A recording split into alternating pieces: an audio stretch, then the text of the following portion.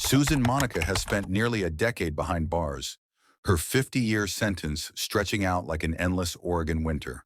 But what haunts the case most is the image of her pigs rooting through the mangled remains of two men, handymen she'd lured to her remote farm, before she could bury what the hogs left behind.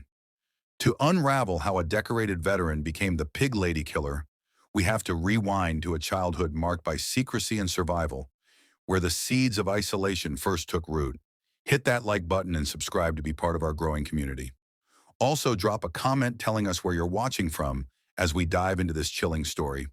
Born Stephen Buchanan on July 8, 1948, in the working-class grit of Euclid, Ohio, a Cleveland suburb buzzing with steel mills and modest dreams, Susan's early years unfolded in a family that prized toughness over tenderness.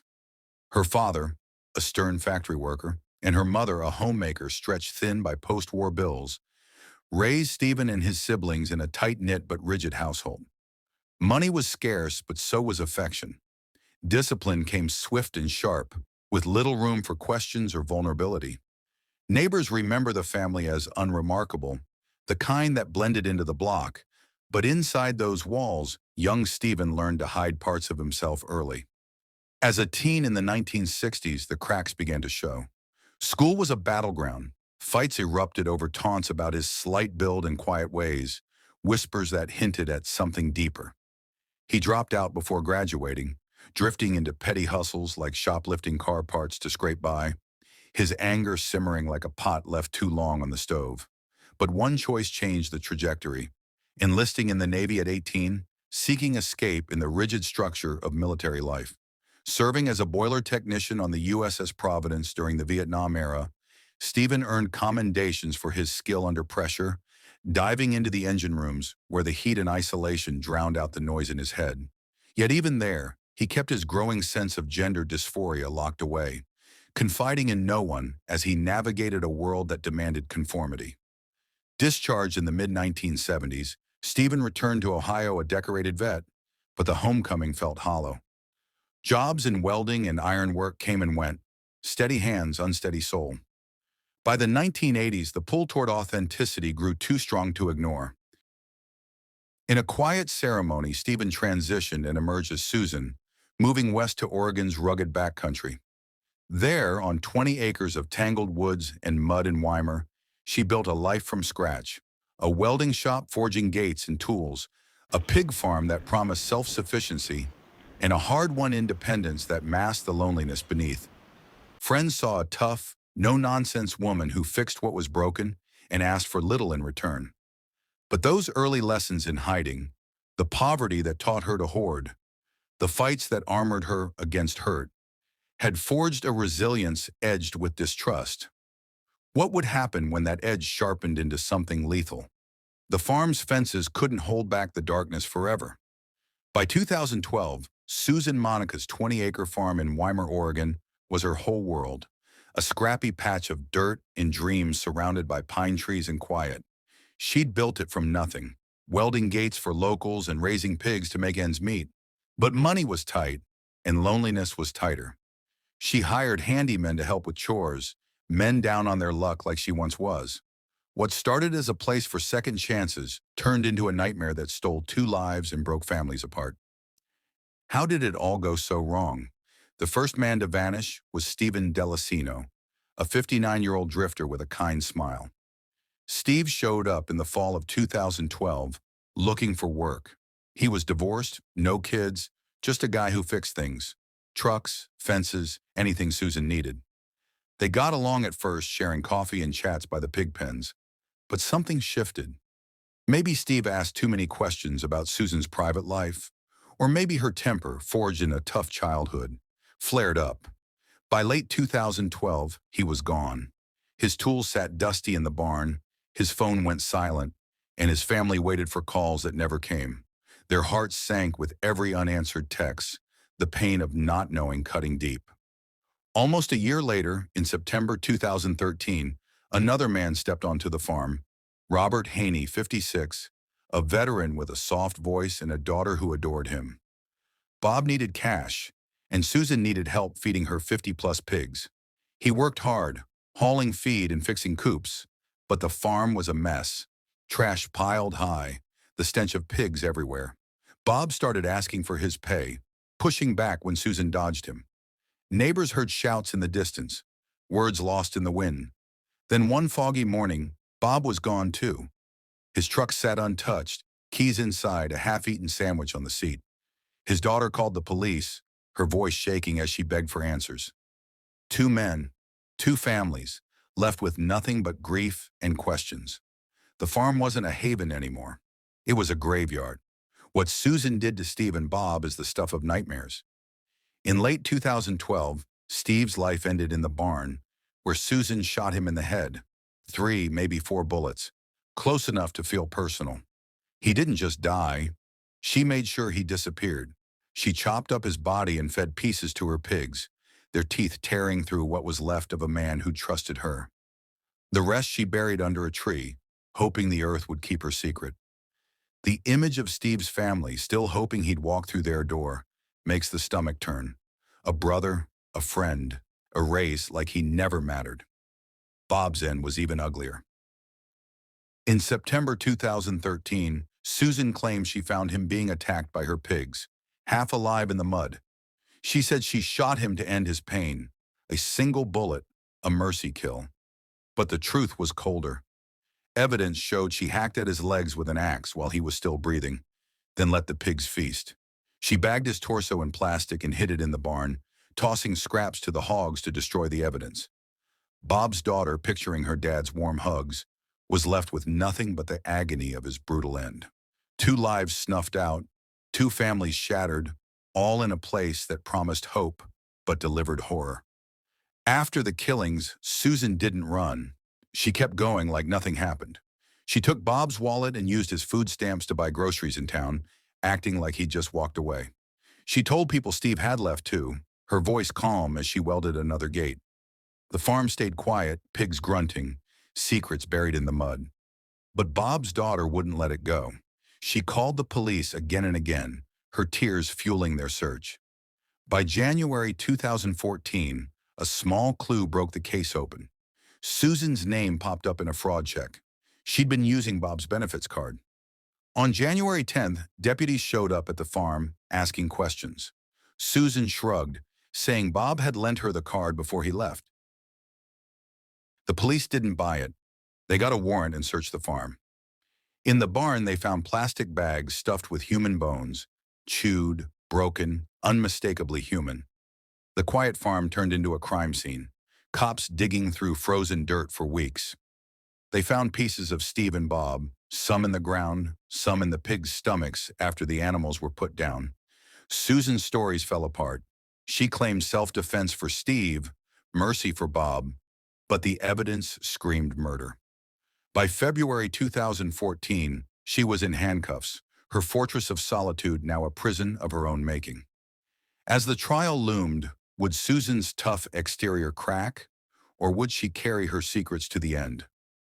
Handcuffed and facing a courtroom full of strangers in Medford, Oregon, Susan Monica walked in like she owned the place. Head high, eyes steely, the same tough farm woman who'd stared down Navy storms. It was early 2015, and the Jackson County Circuit Court buzzed with tension. Prosecutors laid out the horrors. 2 men dead, their bodies chopped and fed to pigs on her land. Susan's freedom hung by a thread. But could her stories hold up under the bright lights of truth? Her defense started shaky, a patchwork of excuses that twisted with every question. For Steve Delacino's 2012 death, she first said he shot himself, 3 or 4 times in the head, like some tragic accident. Later, it flipped to self-defense. He came at her, she fired back, and her hungry pigs just helped clean up the mess by eating chunks before she buried the rest under a tree. For Bob Haney in 2013, it was even murkier. At first, Bob just wandered off in the summer, no big deal. Then under pressure, she painted a grisly picture. She found her pigs ripping into him alive in the mud, his guts spilling out. In a panic, she grabbed her gun and shot him once. To end his screams, she swore, though she wasn't sure if he was already gone. It sounded like mercy in a nightmare. Her lawyer pushed the angle hard. A woman alone, cornered by chaos on a rundown farm. The jury leaned in, wondering, could isolation and bad luck explain the blood? But the evidence cracked her tales wide open, piece by bloody piece. Forensic experts took the stand, their words like hammers on iron. An Oregon State Police anthropologist examined the bones. Steve's skull showed 3 to 4 close-range bullets, execution style, not the wild angles of suicide. No powder burns on his hands, no sign he pulled the trigger himself. Bob's remains? Even worse. His thigh bones screamed axe cuts, clean hacks while the flesh was fresh, before pig teeth gnawed the edges. And those legs, severed while he was likely still breathing, the cuts too precise for a frenzied animal attack. Plastic bags in her barn held more horrors. Bob's torso, hidden like yesterday's trash. The farm's filth, no water, no sewer, just mud and waste, painted her not as victim, but as architect of erasure. Susan's alibis crumbled, her mercy exposed as cover for cold calculation. The courtroom gasped. How deep did the lies go? The trial stretched 6 days, a slow burn of photos, videos, and whispers that turned the air thick. Key moments hit like gut punches. Susan ditched her lawyer for parts, grilling the lead detective herself, her voice sharp, demanding answers about planted evidence. It backfired, making her seem unhinged. Then came the jailhouse twist. A woman who'd shared a cell with Susan testified about a birthday card, signed with a chilling wink. From the sweetest murderer in Jackson County. Gas rippled through the seats, but the knockout, clips from her interrogation played on screen. Susan's flat voice filled the room. I do not value human life very much. The only thing wrong with this planet is there's people on it. Jurors shifted, faces paling. Was this the real Susan, the Navy vet turned killer, or just a broken soul lashing out? The room held its breath as deliberations began. After just 1 hour, 60 minutes that felt like eternity, the jury filed back on April 21st, 2015. Guilty. Guilty on 2 counts of second-degree murder, 2 counts of abusing a corpse, even identity theft for swiping Bob's benefits card. Susan's mask slipped for a split second, eyes down, hands clenched, as the weight crashed in. Sentencing came fast, same day. 2 25-year terms, stacked end to end, locking her away for at least 50 years before any shot at parole. At 66, it might as well be forever. The judge's gavel echoed like a final gate slamming shut. But behind bars, would Susan finally face the woman she'd buried long before those bodies, or cling to her stories till the end? Locked away at Coffee Creek Correctional Facility, a sprawling women's prison in Wilsonville, Oregon, where razor-wire fences cut against green fields, Susan Monica began her sentence in 2015, just days after the gavel fell. At 66, with 2 25-year terms stacked like unyielding iron bars, the math was cruel. 50 years minimum, no parole whispers until she's deep into her 90s, if ever. Coffee Creek isn't the hell of old dungeon tales. It's medium security, with clean cells, communal dining halls smelling of institutional meals, and yards dotted with wildflowers from inmate-tended gardens. Inmates here wake to routines, breakfast at dawn, jobs in laundry or the kitchen, classes on everything from welding, ironic given her past, to anger management. Afternoons might mean quiet reading in the library or shuffling to therapy groups, the air thick with the hum of fluorescent lights and distant laughter. But for Susan, that structure felt like another cage, echoing the isolation of her farm, only now with eyes always watching. Her behavior? Steady as her old Navy drills, quiet, compliant on the surface, but guarded like a welded safe. Guards describe her as no troublemaker. She follows rules, keeps her head down, earning good time credits without a hitch. No fights, no outbursts, just the occasional sharp word if pushed, a remnant of that farm temper. Interactions with other inmates are sparse. She sticks to her own corner, maybe trading a nod over cards or sharing smokes in the yard, but never the deep bonds some form. One former cellmate hinted in a podcast that Susan talked tough about her past, joking darkly about pigs and cleaning up messes, but always circling back to self-defense, No tears shed. Remorse? It's a ghost that never shows. In a rare 2022 jailhouse phone interview with the Unforbidden Truth podcast, she dove into her transition and the killings, sticking to her story of mercy and mishaps, her voice flat as ever. No apologies, just matter-of-fact explanations that chilled listeners. That same year, she filed a post-conviction appeal, claiming her lawyer botched the defense, bad advice on alibis, overlooked evidence from the dig.